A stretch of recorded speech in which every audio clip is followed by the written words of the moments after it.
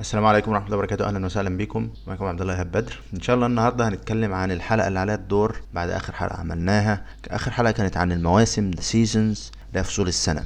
النهاردة إن شاء الله هنتكلم عن حاجة اسمها Egyptian cities يعني المدن المصرية. سيتي هنا بمعنى مدينة ومدينة كبيرة، وإيجيبشن بمعنى مصري، ودول أول كلمتين هنتعلمهم. يبقى إيجيبشن بمعنى مصري أو مصرية، وسيتيز جمع كلمة سيتي ومعناها مدن، يبقى سيتيز معناها مدن. المستوى مستوى مبتدئ، ونبدأ إن شاء الله ننتقل إلى أول سلايد. عندنا هنا كايرو القاهرة. يبقى القاهرة بيقولوا عليها كايرو، دي أول كلمة في السلايد ده هنتعلمها ونحفظها، كايرو. عندنا هنا is دايما بتيجي بتقدم معلومة عن الفاعل بتاعها.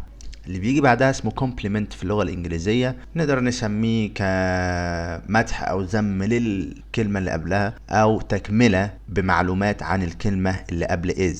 دي قاعدة في الجرامر لازم كلنا نبقى عارفينها. ده الاستخدام الأساسي والرئيسي يعني is. تمام، مش هنخش في أي تعقيدات تانية. يبقى عندنا هنا كايرو is، وإز هنا معناها تكون ايه او هي ايه.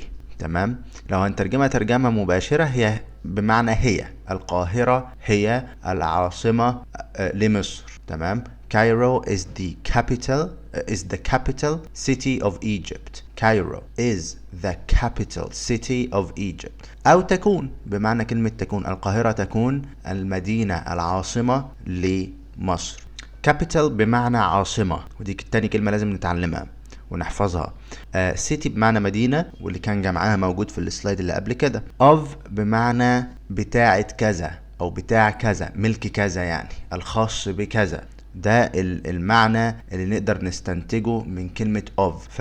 the capital city of Egypt تقصد المدينة العاصمة لمصر. المدينة العاصمة لمصر. تمام، أو خاصة مصر أو بتاعة مصر of Egypt. تمام.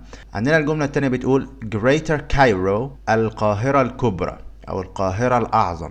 تمام، يبقى greater هنا بمعنى الكبرى، ودايما بنسمع عن المصطلح ده، القاهرة الكبرى، Greater Cairo بالإنجليزي. include تضم إيه بقى؟ القاهرة الكبرى دي تضم إيه؟ تضم كايرو نفسها، القاهرة نفسها، القليوبية and جيزة. طبعا المسميات معروفة. and هنا بمعنى و، ونلاحظ إنه بيحط and كلمة و مرة واحدة.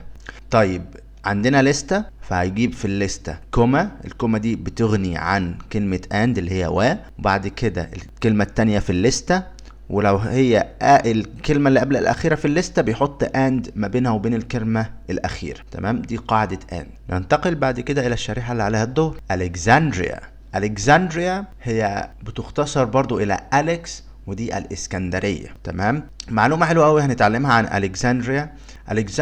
is a تكون ايه؟ تكون a Mediterranean port city. Mediterranean يعني متوسطية نسبة إلى البحر الأبيض المتوسط. طيب، أنا وصفتها إنها متوسطية، بس إيه الموصوف أصلا؟ port city بمعنى مدينة ساحلية أو مدينة ساحلية.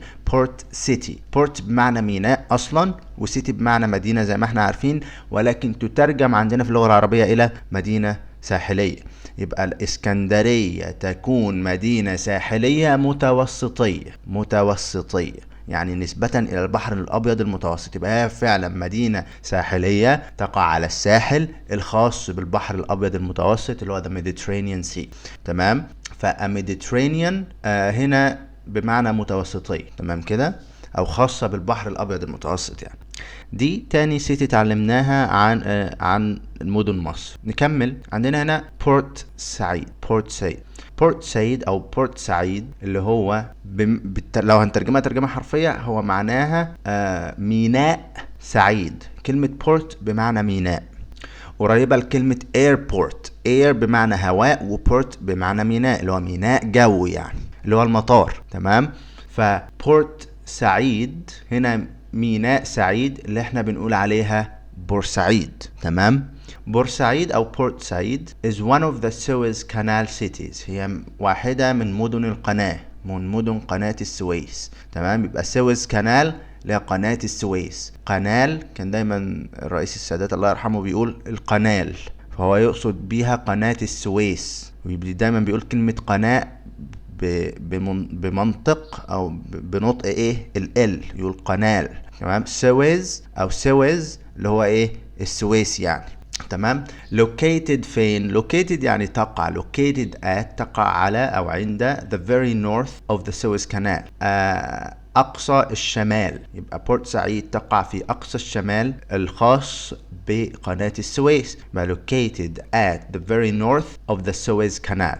يبقى Port Said is one of the Suez Canal cities located at the very north of the Suez Canal. تمام. طيب بعد كده عندنا لوكسور. طبعا لوكسور قريبة من كلمة الأقصر، وهي دي فعلا كلمة الأقصر هي لوكسور باللغة الإنجليزية. لوكسور is in Upper Egypt. هنا المصطلح اللي عليه الدور اللي هنتعلمه Upper Egypt. ايه Upper Egypt؟ Upper Egypt بمعنى صعيد مصر، لأن الصعيد هو المكان اللي بنصعد له، ومصر الجنوب بتاع مصر هو المنطقة العليا، والمنطقة المنخفضة هي منطقة القاهرة والدلتا. طيب عرفت أنا كده إزاي؟ إن النيل جاي من الجنوب ونازل للشمال، ما نبصلهاش من منطق الخريطة، نبصلها من منطق الجغرافيا والطبيعة. النيل جاي من الجنوب ونازل ناحية الشمال. ايه يعني ايه نازل ناحية الشمال؟ منطقيا كده المية هتنزل للحتة الواطية ولا هتطلع في حتة عالية؟ اكيد بتيجي من الحتة العالية وبتمشي في المكان المنخفض. يبقى جاية من الصعيد اللي هو المكان المرتفع ونازلة للجنوب اللي هو المنطقة المنخفضة في مصر، اللي هي قصدي للشمال اللي هي المنطقة المنخفضة في مصر اللي هي منطقة الدلتا اللي فيها محافظات الدلتا، رشيد ودمياط والمنوفية. تمام. طيب لوكسور هاز هنا ده فعل جديد حلو قوي محتاجين نعرفه. هاز هو بمعنى تمتلك في الحالة دي، او لديها او فيها او عندها، يعني يحتمل كل الاحتمالات دي. لوكسور has the Karnak temple، يعني لوكسور فيها معبد الكرنك او لديها معبد الكرنك او عندها معبد الكرنك. فمعبد بمعنى temple، ما ننساش الحتة دي بقى. يبقى الأقصر فيها معبد الكرنك. لوكسور has the Karnak temple. نلاحظ كده جايبين كلمة معبد في اللغة العربية الأول وبعد كده الاسم معبد الكرنك. لا، هم عندهم بيجيبوا اسم المعبد الأول بعد كده يقولوا كلمة معبد كارنك تمبل. تمام. طيب ننتقل إلى السلايد اللي عليه الدور.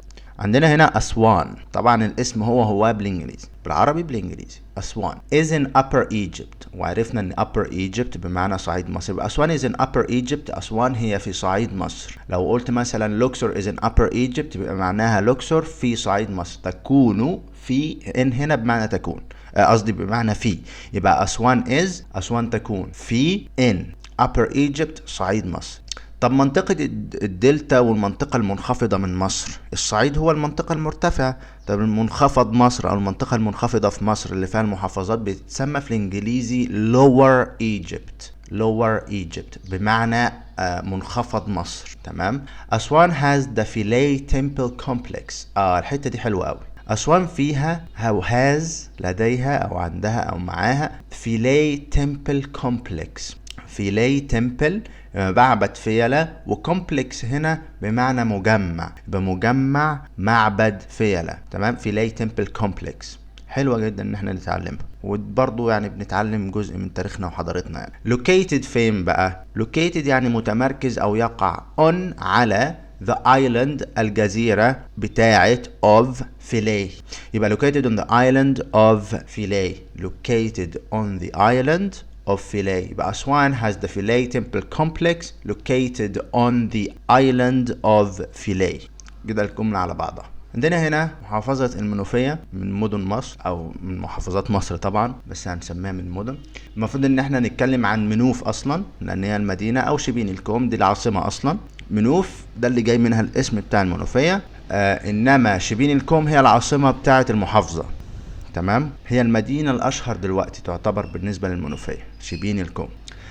المنوفية خارج منها ناس كبار جدا، منهم عبد الناصر على ما أذكر، برضو منهم مش عبد الناصر آسف، منهم السادات، منهم عدلي منصور، منهم والد السيسي الرئيس الحالي، منهم الجمصي. الجمصي طبعا اللي ما يعرفوش يبحث عنه، من ابطال حرب اكتوبر. فمنهم شاذلي الوزير كان ايام مبارك، منهم مبارك الرئيس مبارك. تمام. فالمنوفية يعني مشهورة بالناس اللي خارجين منها اكتر، او معروفة بالناس اللي خارجين منها. منوفية is where President Sadat was born. المنوفية هي حيث أو مكان مولد السادات، أو هي المكان اللي السادات ولد فيه. was born هنا بمعنى ولد، و President بمعنى رئيس. هذه الكلمات اللي أنا عاوز نتعلمها أصلا. يبقى منوفية هو الطريقة اللي بنكتب بها كلمة المنوفية. where بمعنى حيث أو المكان الذي. تمام. president بمعنى رئيس، و was born بمعنى ولد مبنية للمجهول. منوفيا's name هنا بمعنى اسم المنوفية. طيب الابوستروف اس دي ابوستروف اس الملكية، لا تفك، هي دايما كده شكلها كده، بيجي قبلها الاسم المالك وبيجي بعدها الاسم المملوك. تمام. طيب بيقول هنا Munufiyah's name was derived from the hieroglyphic word نفر which means the good land. يعني ايه الكلام ده؟ بيقول ان اسم المنوفية انحدر من او حدر من او قسم من، يعني جه من from يعني من the hieroglyphic word الكلمة الهيروغليفية نفر، والتي تعني which means التي تعني the good land الأرض الطيبة. It is located in the northern part of the country. هي موجودة في الجزء الشمالي للدولة. country بمعنى دولة، northern part northern بمعنى شمالي، و part بمعنى جزء. country زي ما قلنا بمعنى دولة، in بمعنى فيه، the Nile Delta دلتا النيل. شايف الاسمين منقلبين عن العربي، بنقول دلتا الاول والنيل، دلتا النيل. لا في الانجليزي نعكس بقى، نايل دلتا، لا دلتا النيل. تمام كده. بكده نكون وصلنا لختام الحلقة دي. ده انجليزي للمبتدئين، بنتعلم فيه حاجات اساسية وبسيطة جدا، بنتعلم فيه مفردات جديدة. انتظروا الحلقات القادمة. شكرا لكم. كنتم مع عبد الله إيهاب بدر، والسلام عليكم ورحمة الله وبركاته. Thank you for watching and I hope to see you next time. This was Abdullah Ehab Badr and Assalamu alaikum wa rahmatullahi wa barakatuh.